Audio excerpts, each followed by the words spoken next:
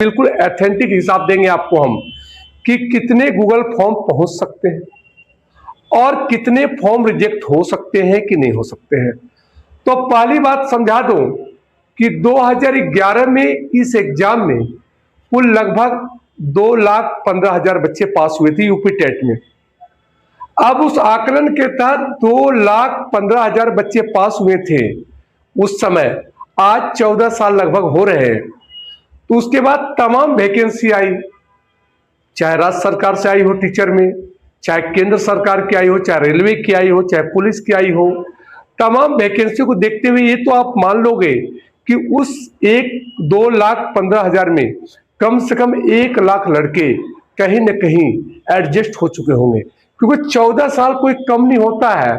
और जो बच्चे 1 लाख एडजस्ट हो गए होंगे तो बचते हैं अब 1,15,000। आप इस बात से भी डिनाई नहीं कर सकते हो कि 1,15,000 बच्चों में से आपने देखा 66,000 तो हो चुके हैं इस वैकेंसी में। तो अब बचते हैं लगभग, आप चलो कि 45,000 बच्चे बचते हैं।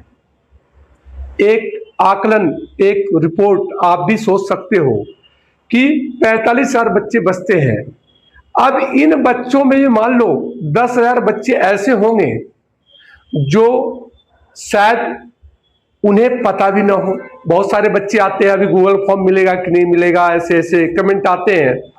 तो अभी 10,000 बच्चे, कोई एब्रोड होगा, आउट ऑफ इंडिया, भाई रोजगार का सिस्टम है, कौन कहाँ होगा कहाँ नहीं होगा, तो कोई बीमारी होगी, कुछ भी बहुत सी बातें आ सकती है। तो 10,000 लड़के इसमें भी हट जाएंगे। तो ओवरऑल जो मेरा खुद का आकलन है और एक रिपोर्ट जो आपको बताया 2,15,000 बच्चे थे, इसमें बच्चे लगभग बचते हैं 35,000, जो अभी देखो यह गूगल फॉर्म से क्लियर हो जाएगा। लेकिन मैं आपको बता दूं कि यह 30-35,000 ही बच्चे होने वाले हैं जो गूगल फॉर्म से वहां डाटा पहुंचेगा। अब उस 35,000 में भी 1,500 बच्चे फॉर्म गलत भी भर सकते हैं। तो ओवरऑल छोड़ो इन बातों को, 35,000 30,000 बच्चे जो इस फॉर्म के अंतिम दहलीज तक पहुंचेंगे। जहां तक मैं आपको बताऊं, और आप भी इस बात को समझ रहे होंगे कि ये नोडल अधिकारी जो है यह बिल्कुल बच्चों के लिए काफी मेहनत कर रहे हैं।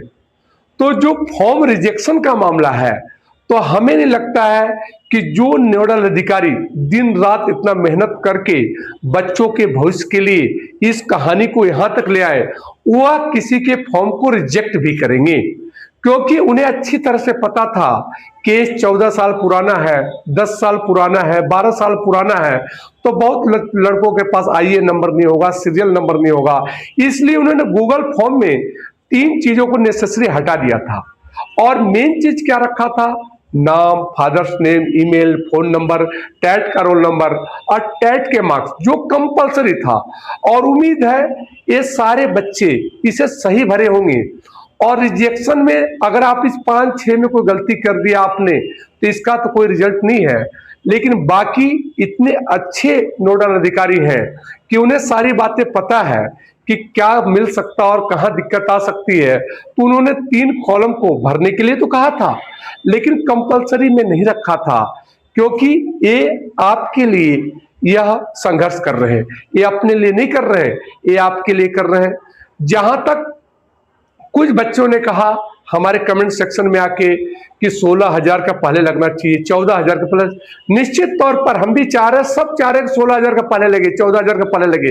लेकिन इसके अलावा जो 15,000 बच्चे बच रहे हैं, इनका भी हो जाए। यह बात तो आप भी बोलोगे ना कि आपका लग गया तो ठीक है, लेकिन उसके ऊपर जो बच्चे बच रहे हैं 15-20,000 बच्चे, इनका भी लग जाए। तो जो हमारे जज साहब जो बच्चों के प्रति इतने सहानुभूति रखते हैं, जो नोडल अधिकारी बच्चों के प्रति इतना सहानुभूति रखते हैं, वह निश्चित तौर पर कुछ न कुछ आएगा। और फिर एक बार बोल दूं मैं कि 14,000, 6,000, 16,000 किसी न किसी का हो। और इससे सारे बच्चों के अंदर खुशी होगी, क्योंकि अब वो किसी की उम्र नहीं बची कि कोई किसी से द्वेष रखे, कोई किसी से नफरत करे, क्योंकि आप भी समझ सकते हो कि सबके एज 45 के आसपास है, तो सब एक हिसाब से हो चुका है। तो किसी की मतलब सोच में यह भावना नहीं है कि 15,000 का ना हो, हमारा हो, 6,000 का हो, नहीं, जो हो यह एक गिफ्ट होगा हमारे नोडल अधिकारी की तरफ से, हमारे सुप्रीम कोर्ट के जज साहब के द्वारा, और राज्य सरकार का कोऑपरेशन की हम लोग पूरी उम्मीद कर रहे हैं। जो हमने एथेटिक डाटा दिया आपको, 2,15,000 बच्चे पास हुए थे। कुछ लोग ये कह सकते हैं कि सर 1 लाख लड़कों का नहीं हुआ। नहीं, 1 लाख लड़कों का हुआ होगा। कहीं न कहीं तमाम वैकेंसी आई है यूपी से। अभी बिहार में बहुत बच्चे चले गए, आपने देखा होगा, बिहार में भी 50,000 के करीब वैकेंसी थी, उसमें बहुत सारे यूपी के बच्चे गए थे। जो एक न्यूज़पेपर में आता है, बहुत सारे यूपी के बच्चे गए थे। उसका रेलवे की तमाम वैकेंसी आई जो मैक्सिमम एज लेके आती है 33 साल, 36 साल, उसमें बहुत बच्चे गए होंगे। पीआरटी, पीजीटी तमाम वैकेंसी है। तो आप कह सकते हो ऑल ओवर इंडिया लेवल में जो 11 साल में कम से कम मान के चलो कि बहुत वैकेंसी आई होगी, उसमें 1 लाख लड़के तो निश्चित तौर पर कहीं न कहीं सिलेक्शन ले लिए होंगे। और फिर बता दूं कि 1,15,000 में 65,000 ही भर गए, तो 45,000, 40,000 बच्चों में 10,000 बच्चों, अभी भी आपको खुद ही आइडिया होगा कि कमेंट सेक्शन में आते हैं सर गूगल फॉर्म कब भरना है, कैसे भरना है। तो निश्चित तौर पर ऐसे बच्चे 10,000 तो होंगे जो अब कुछ इंडिया में होंगे, कुछ बाहर भी जा सकते हैं रोजगार के साधन के लिए। तो निश्चित तौर पर यह कोई फॉर्म रिजेक्ट तो होने की उम्मीद नहीं लग रही है, क्योंकि नोडल अधिकारी इतने अच्छे हैं हमारे, और जज साहब भी इतने अच्छे, किसी का फॉर्म रिजेक्ट नहीं होगा अगर आपने नाम टेट में कोई मिस्टेक नहीं किया होगा।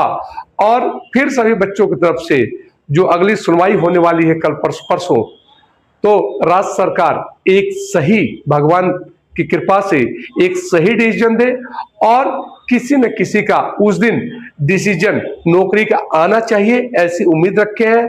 चाहे वो डिसीजन 15,000 को ज्वाइनिंग किया है, चाहे 6,000 की ज्वाइनिंग किया है, चाहे सारे बच्चों का, लेकिन जो हमारी भी इच्छा है कि हो तो सारे बच्चों का हो। हाँ, ये अलग बात है कि पहले उसका हो जाए बाद में उसका हो जाए तो चलता है, लेकिन एक रास्ता खुल जाएगा तो सभी का एक उम्मीद है। तो फिर से मैं नोडल अधिकारी और जज साहब को और राज्य सरकार को आग्रह करूंगा कि जो संघर्ष कर रहे हैं आप लोग, उस पर आपने बिल्कुल काबिल तारीफ की काम किया है। हम सभी बच्चों की ओर से आपको नमन है कि आप हमारे लिए